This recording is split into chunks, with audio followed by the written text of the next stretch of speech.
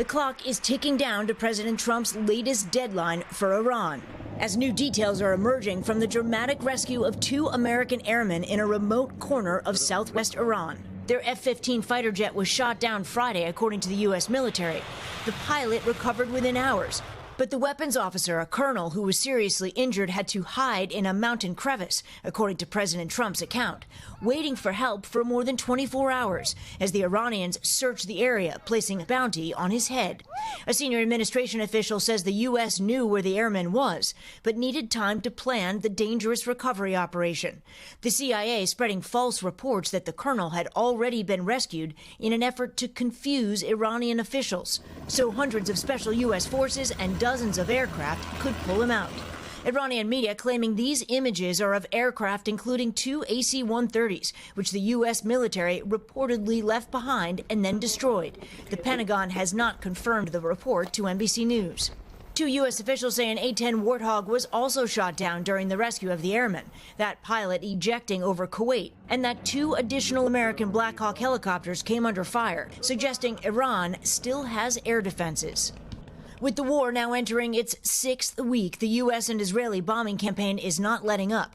Iranian news reporting that more than 24 people were killed in strikes this morning in multiple locations. And in Israel, a search is on for survivors in an apartment building in the north. Israel's military says an Iranian rocket pierced its defenses, landing a deadly blow.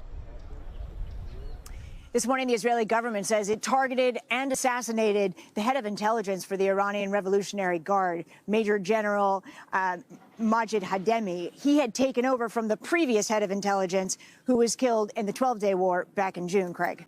Stephanie Gosk for us there in Israel. Steph, thank you. Let's take a deeper dive into that dramatic rescue, and we turn now to retired Colonel Steve Warren, an NBC News military analyst, former Pentagon spokesperson. Colonel Warren, good morning. I mean, let's give credit where credit is due. This was an incredibly complicated and courageous effort to retrieve that airman, and we were just talking to really speaks to the best of American values, leaving nobody behind. Well, that's exactly right, Savannah. Our ethos is very clear. We will never leave a fallen comrade, and that's what we endeavor to do. And the other piece of that ethos is that I will never quit, which that colonel, he certainly did that in space. He did not quit. He knew his comrades were going to come and get him, and he hung in there until the end.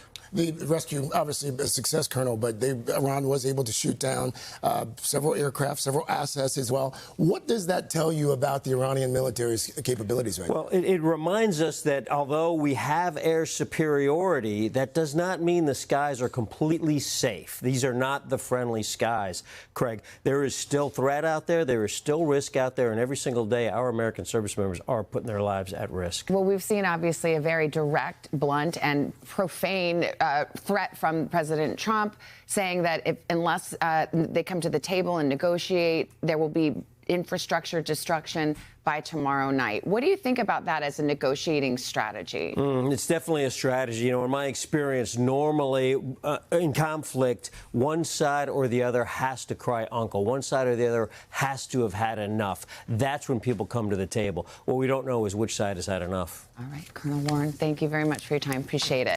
Hey, thanks for watching. And don't forget, you can catch the Today Show every morning on NBC or take Today when you're on the go. Just follow the Today podcast on Apple Podcasts, Spotify, or wherever you listen.